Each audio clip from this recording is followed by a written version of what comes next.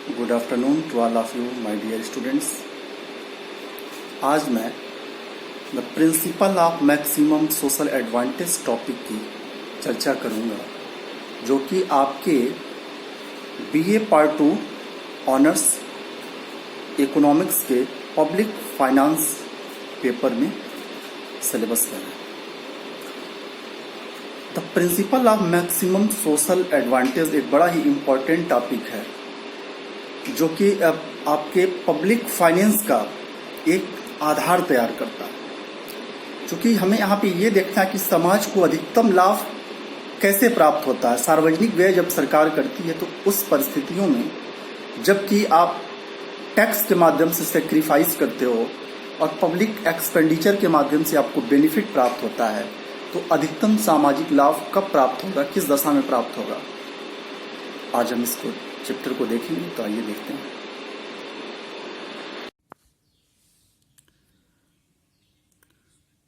Principal of maximum social advantage public finance का ये बड़ा ही एक इम्पॉर्टेंट प्रिंसिपल है। आइए देखते हैं। जो अधिकतम सामाजिक लाभ का सिद्धांत है, इसको सबसे पहले ब्रिटेन के एक बड़े फेमस और रिनाउंड इकोनॉमिस्ट हुए हैं, हज डॉल्टन। उन्होंने ही इसे इंट्रोड्यूस किया था।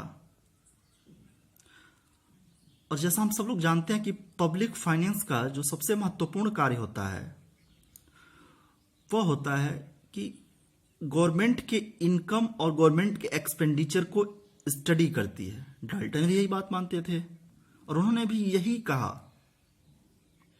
कि गवर्नमेंट इनकम और गवर्नमेंट एक्सपेंडिचर जो है ये एक दूसरे के साथ वित्तीय क्रियाओं के माध्यम से एक दूसरे के साथ समायोजन करते हैं।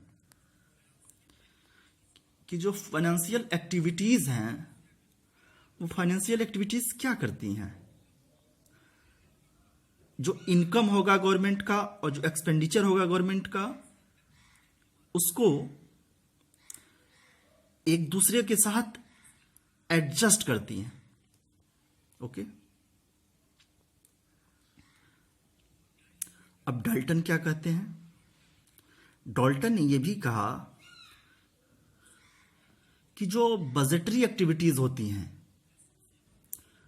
उनका सबसे महत्वपूर्ण कार्य यह है कि वे परचेजिंग पावर को एक व्यक्ति से दूसरे व्यक्ति के हाथों में ट्रांसफर कर दें। ओके, या एक जो बड़ा सेगमेंट है पब्लिक का,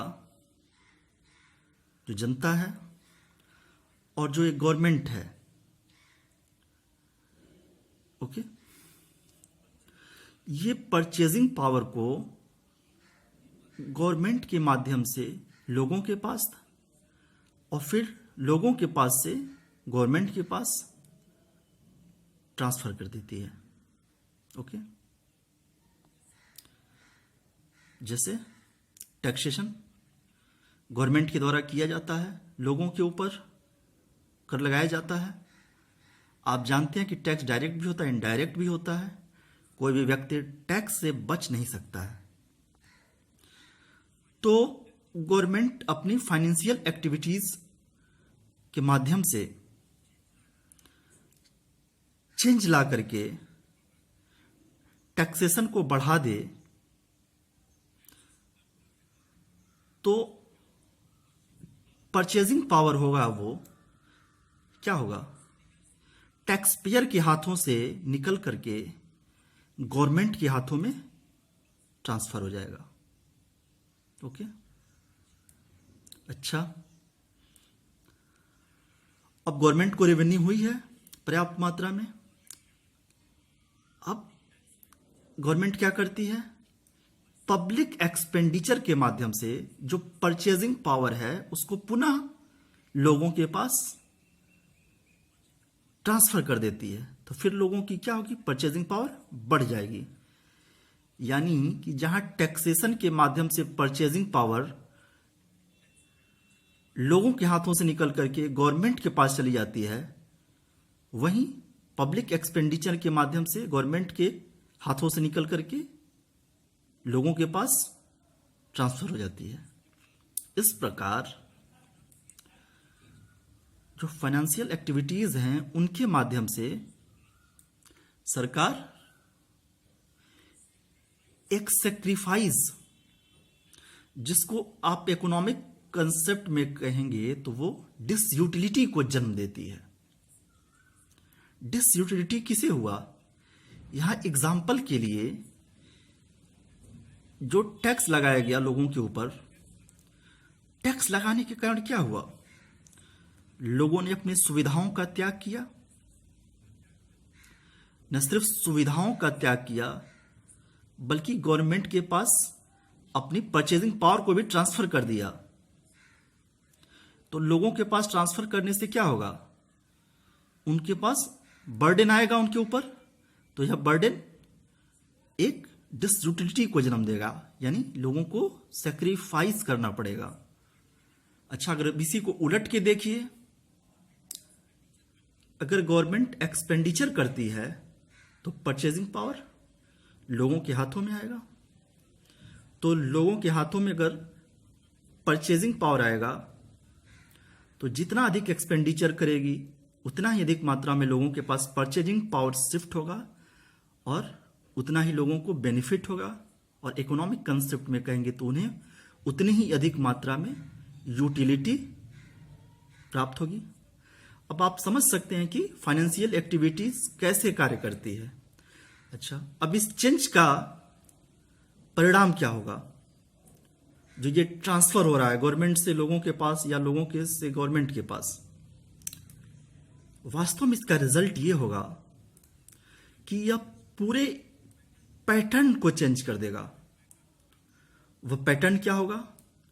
वह पैटर्न होगा जो प्रोडक्शन हो रहा है, जो कंजम्पशन हो रहा है और डिस्ट्रीब्यूशन हो रहा है।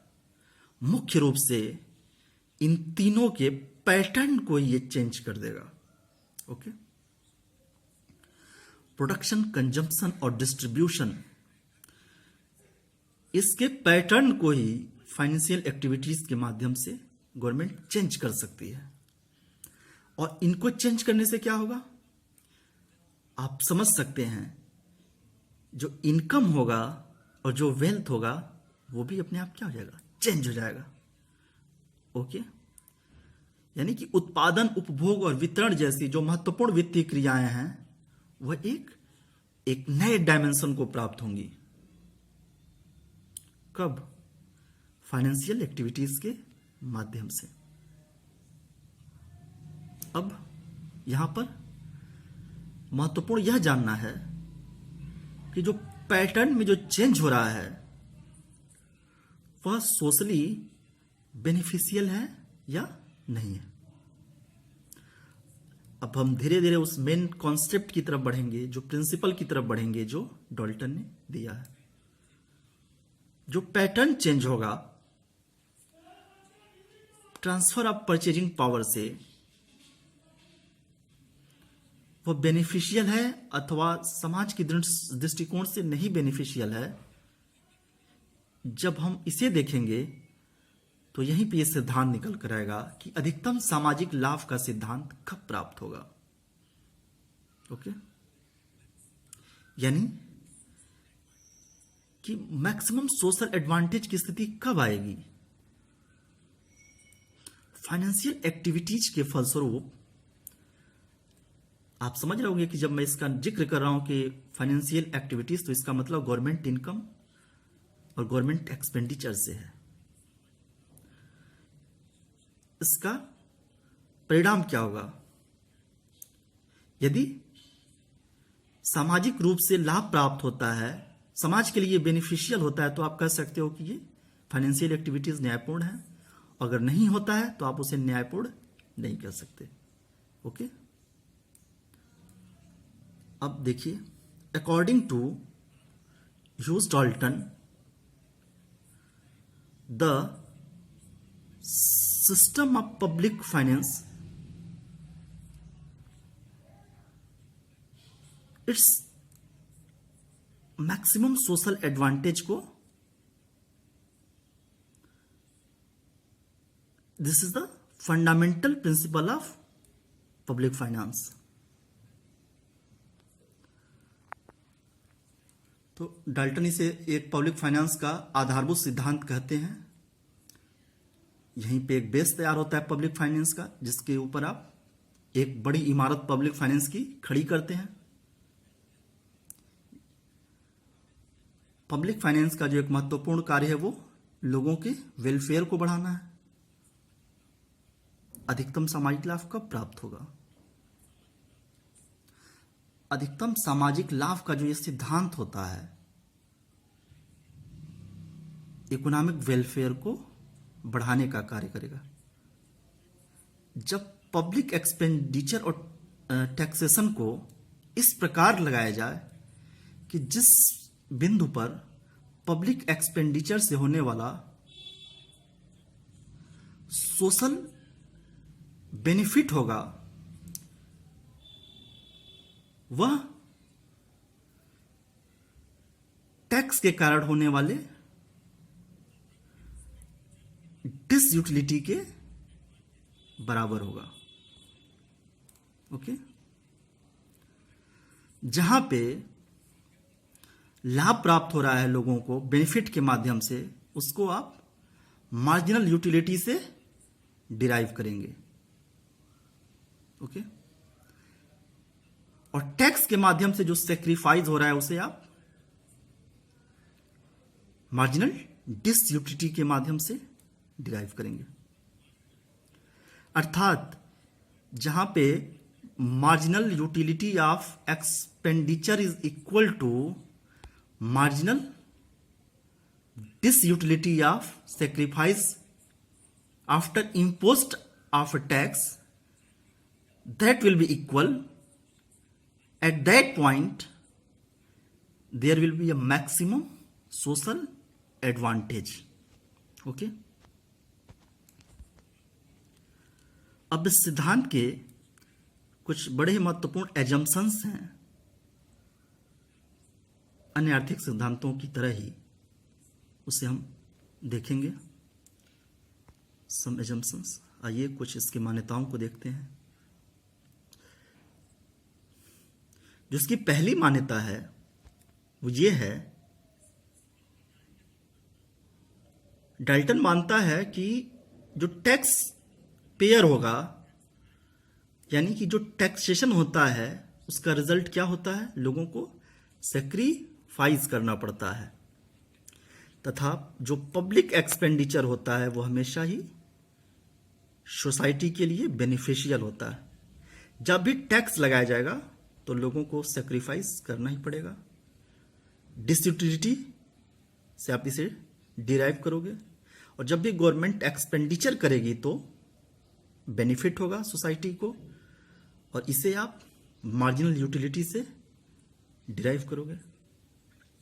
दूसरा महत्वपूर्ण एजम्पशन क्या है कि taxation is only source of government revenue. Okay, यानी सरकार को जो आय का एकमात्र स्रोत क्या है? वो टैक्सेशन ही है। इसके अलावा कोई दूसरा सोर्स नहीं है। यानी कि गवर्नमेंट रेवेन्यू में केवल टैक्सेशन ही कंट्रीब्यूशन देता है, नॉन टैक्स रेवेन्यू की बात डाल्टन नहीं करता है। ओके, तीसरा महत्वपूर्ण एजम्पशन क्या है कि गवर्नमेंट जो है वो हमेशा बैलेंस्ड बजट बनाती है। ओके, ओनली बैलेंस्ड बजट, ना ही सरप्लस और ना ही डेफिसिट बजट।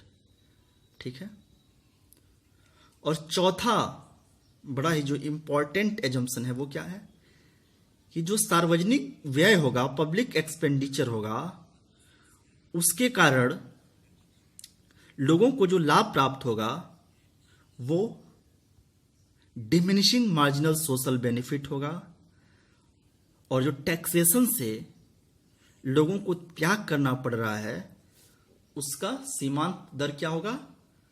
वो इंक्रीजिंग मार्जिनल सोशल सेक्रीफाइस होगा। यानी कि public expenditure is subject of diminishing marginal social benefit and taxation is subject of increasing marginal social sacrifice. Okay,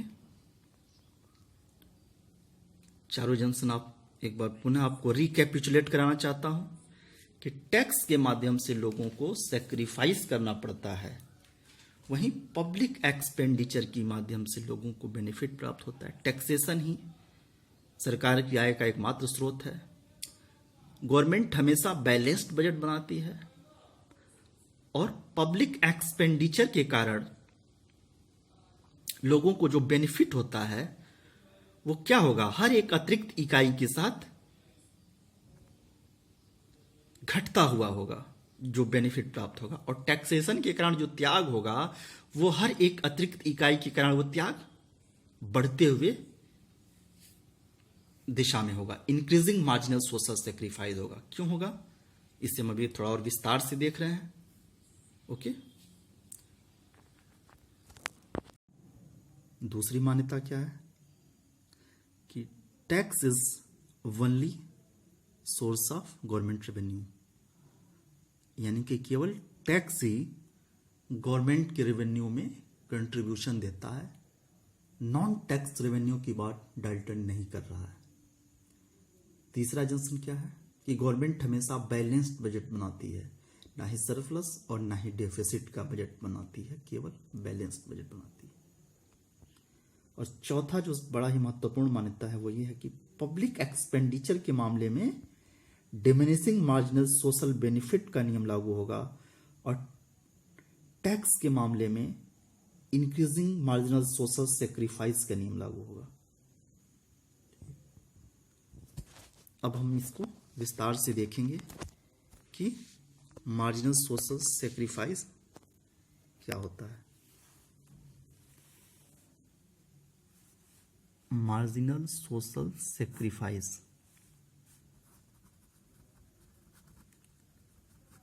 सीमांत सामाजिक त्याग।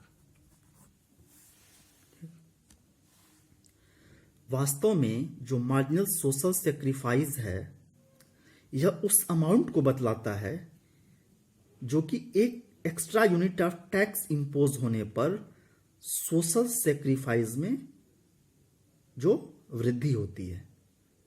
ठीक, आप जानते हो टैक्स के कारण लोगों को डिसयूटिलिटी होती है, त्याग करना पड़ता है। तो एवरी यूनिट ऑफ टैक्स जो गवर्नमेंट के द्वारा इंपोज किया जाएगा उसके कारण यूटिलिटी में लॉस होगा। डाल्टन कहता है कि जो एडिशनल बर्डन होगा एडिशनल टैक्स के कारण, ठीक है, वह प्रत्येक यूनिट ऑफ टैक्स के साथ बढ़ते हुए दर से होगा। यानी जैसे जैसे हर यूनिट ऑफ टैक्स लगाया जाएगा तो जो बर्डन है लोगों को ऊपर जो त्याग करना पड़ता है वो इंक्रीजिंग होगा, यानी बढ़ती हुई दर से होगा, जिसे इंक्रीजिंग मार्जिनल सोशल सेक्रीफाइस कहा गया है। अच्छा, ऐसा क्यों होता है?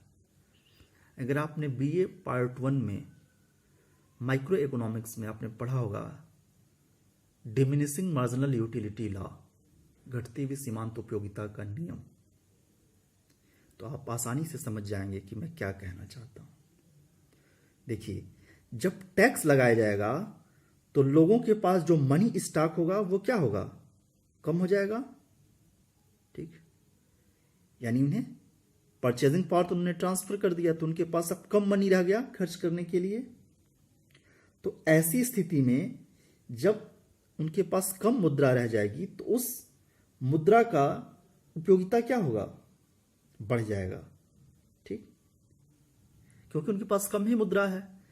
तो जो मनी जो लोगों के पास अब रह जाएगा टैक्स के बाद वो क्या होगा, वो और अधिक उनके लिए कीमती हो जाएगा।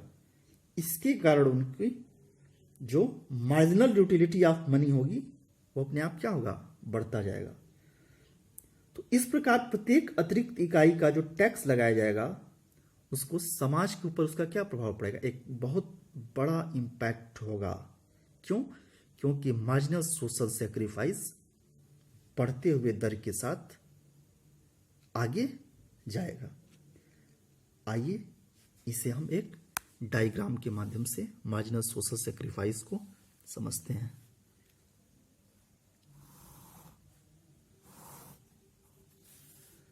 देखिए आपने एक्स एक्सिस पे यूनिट ऑफ टैक्स को दिखा दिया, unit of tax which is imposed by government, ठीक। और वाई एक्सिस पे मार्जिनल सोशल सेक्रीफाइस को दिखाया। तो जो कर्व होगा मार्जिनल सोशल सेक्रीफाइस कर्व क्या होगा, बाएं से दाएं ऊपर की तरफ बढ़ता हुआ होगा। देखिए जैसे जैसे यूनिट ऑफ टैक्स आप लगा रहे हैं, हर यूनिट ऑफ टैक्स के कारण मार्जिनल सोशल सेक्रीफाइस क्या हो रहा है, और अधिक तेजी से बढ़ रहा है, ठीक। अब ये जो आपको रेट दिख रहा है वो हर यूनिट ऑफ टैक्स भले ही थोड़ा सा कम ही लग रहा है, सपोज दैट ये, बट इसमें जो वृद्धि होगा वो ज्यादा होगा। सोशल सेक्रीफाइस में जो वृद्धि हो रहा है वो इंक्रीजिंग मार्जिनल सोशल सेक्रीफाइस होने के कारण ज्यादा त्याग करना पड़ेगा, ठीक। तो ये हो गया आपका मार्जिनल सोशल सेक्रीफाइस कर्व, ठीक। आपने देखा कि हर यूनिट ऑफ टैक्स के साथ सोशल सेक्रीफाइस में कैसे वृद्धि होती जा रही है। तो इसके कारण ये क्या होगा, अपवर्ड होगा, लेफ्ट टू राइट, ठीक। अच्छा अब आइए इसके दूसरे पहलू पे आते हैं, मार्जिनल सोशल बेनिफिट। इसको समझने का प्रयास करते हैं कि मार्जिनल सोशल बेनिफिट क्या होता है। सीमांत सामाजिक लाभ,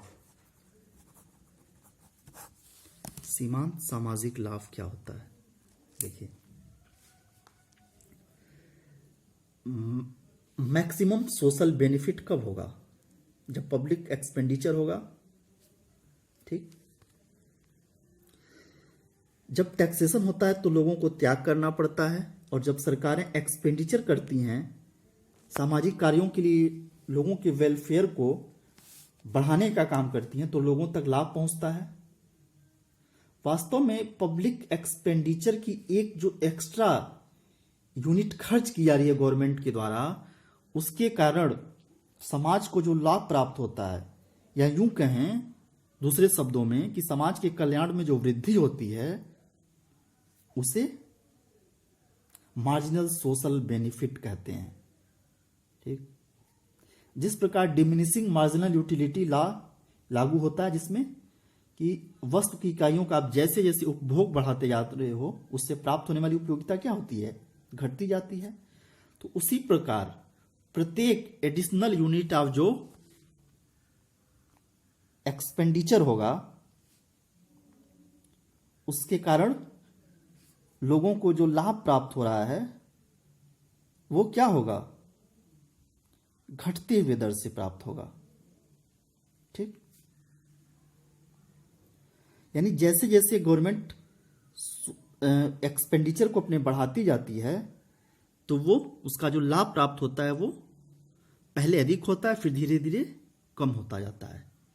इसीलिए डिमिनिशिंग मार्जिनल सोशल बेनिफिट की बात कही गई है। आप जानते हो कि गवर्नमेंट पहले किस चीज को खर्च करती है, कहां पे, जो मोस्ट इसेंशियल नेसेसिटीज होती हैं लोगों की, समाज की, वहां पे गवर्नमेंट खर्च करती है। मोस्ट इसेंशियल नेसेसिटी में जो इंफ्रास्ट्रक्चर की आप जब बात करते हो, बिजली, पानी, सड़क, जिसके बिना आपका जीवन नहीं चल सकता है, पहले गवर्नमेंट उसको खर्च करती है, वहां पे अपना बजट एलोकेट करती है। फिर उसके बाद उससे लेस इसेंशियल चीजों पे खर्च करती है। तो ये मार्जिनल सोशल बेनिफिट आप समझ गए होंगे कि क्या होता है। तो जो मार्जिनल सोशल बेनिफिट कर्व होगा वो कैसा होगा, वो मार्जिनल सोशल सेक्रीफाइस जो कर्व था ठीक उसके उलट होगा। वो अपवर्ड स्लोप था, ये डाउनवर्ड स्लोप होगा। आइए हम इस एक डायग्राम के माध्यम से देखते हैं कि मार्जिनल सोशल बेनिफिट क्या होता है। ये एक्स एक्सिस पे आप दिखा देंगे यूनिट ऑफ पब्लिक एक्सपेंडिचर, ठीक। और यहां पे वाई एक्सिस पे मार्जिनल सोशल बेनिफिट। अब ये कर्व कैसा होगा, ये डाउनवर्ड स्लोप का होगा, मार्जिनल सोशल बेनिफिट कर्व, यानी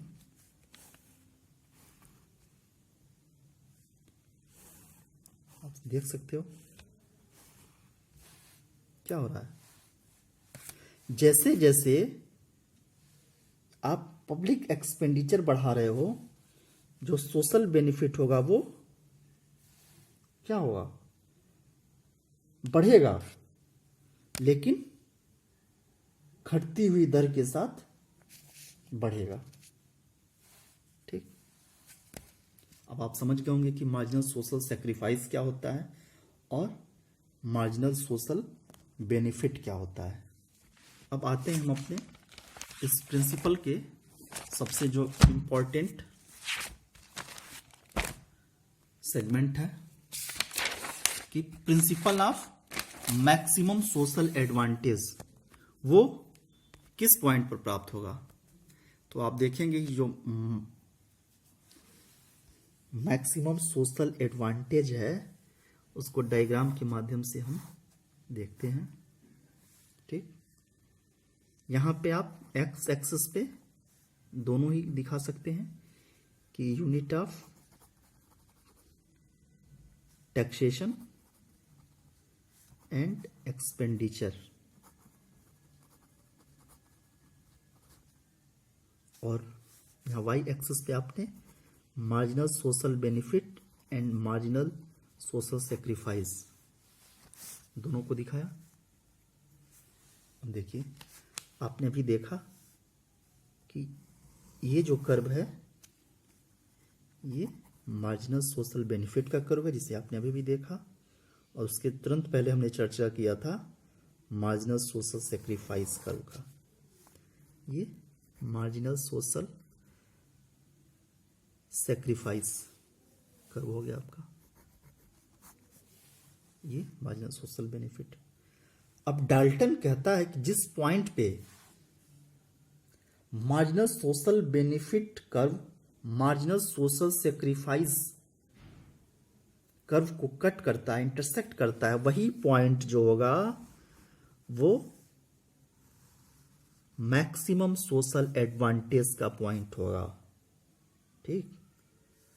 सपोज दैट यहां गवर्नमेंट के द्वारा लगाया गया टैक्सेशन और एक्सपेंडिचर वो OQ है, ठीक, यहां पे।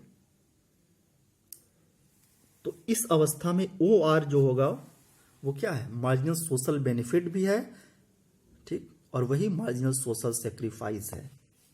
यानी जहां पे marginal social benefit marginal social sacrifice के बराबर होगा वही वो पॉइंट है जहां पर समाज को मैक्सिमम एडवांटेज मिलेगा, अधिकतम सामाजिक कल्याण इसी बिंदु पर हो रहा है,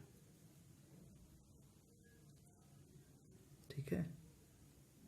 यही हमारा वो अभिष्ट बिंदु है जिसे हमें प्राप्त करना था,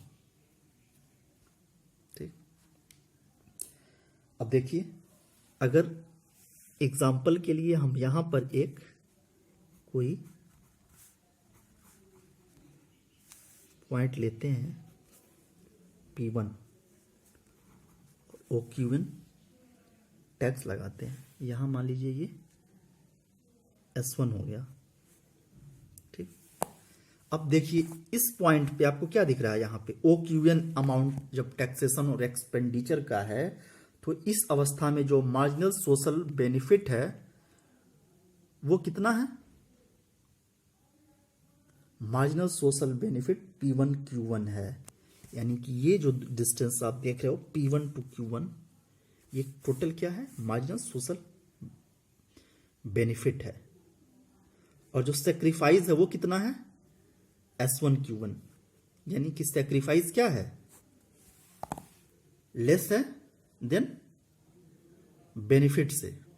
तो यहां पे गवर्नमेंट क्या करेगी, गवर्नमेंट को पता है कि लाभ ज्यादा पहुंच रहा है, उस अनुपात में, उस रेशियो में लोग सेक्रीफाइस नहीं कर रहे हैं, तो टैक्स को बढ़ा देगी, ठीक है, और अधिक टैक्स इंपोज करेगी।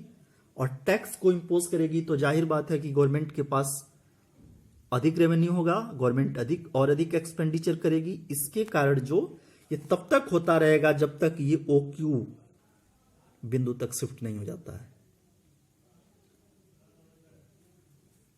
और इस दशा में आप देख रहे हो कि अधिकतम सामाजिक कल्याण प्राप्त होता है जब सोशल सेक्रीफाइस और सोशल बेनिफिट दोनों PQ हैं, एक दूसरे के बराबर हैं। अच्छा, एग्जाम्पल के लिए अगर आप इसके आगे कोई एक पॉइंट आप ले लेते हो तो वहां पे देखो क्या स्थिति होती है। सपोज दैट यहां आपने P2 पॉइंट लिया और ये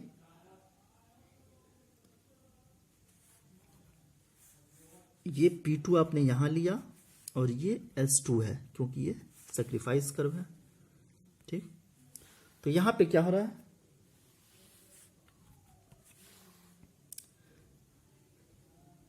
और जो अमाउंट है वो OQ2 है। तो इस दशा में जब OQ2 टैक्सेशन और एक्सपेंडिचर होता है, इस दशा में आप देखते हो कि जो सोशल बेनिफिट है, मार्जिनल सोशल बेनिफिट, वो कितना है, marginal social benefit is equal to, यहां आप देखो इस कर्व में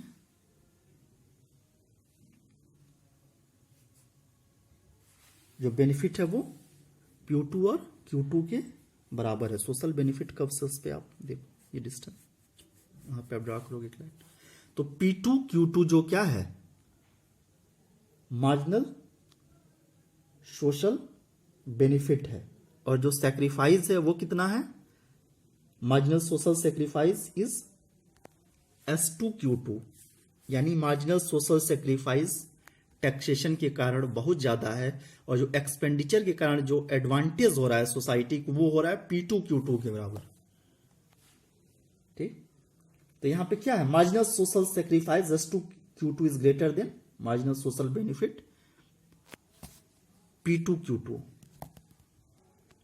तो इस दशा में गवर्नमेंट क्या करेगी, टैक्स रिड्यूस करेगी, और टैक्स रिड्यूस करोगी तो उसके रिजल्ट के रूप में गवर्नमेंट एक्सपेंडिचर भी कम होगा। और वो किस बिंदु तक आएगा, जब तक मैक्सिमम सोशल एडवांटेज नहीं हो जाता है, अर्थात जब तक OQ के बराबर खर्च नहीं होगा, जो टैक्स होगा और एक्सपेंडिचर नहीं होगा, तब तक ये टैक्स में गवर्नमेंट कमी करती जाएगी, ठीक।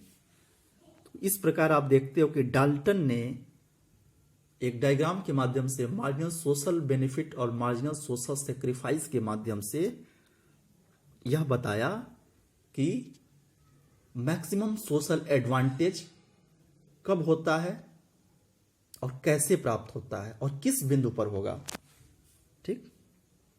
अभी आपने इसका स्टडी किया कि maximum social advantage is obtained at that point where MSS and MSB curve will intersect with each other,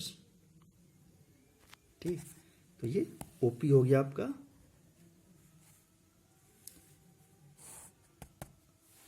tax और एक्सपेंडिचर का क्वांटिटी, और यहां पे OR या PQ जो हो गया वो हो गया आपका मार्जिनल सोशल बेनिफिट या मार्जिनल सोशल सैक्रिफाइस, ठीक है दोस्तों। तो उम्मीद करता हूं कि आपने आज principal of maximum social advantage के इस कॉन्सेप्ट को अच्छी तरह समझ लिया होगा।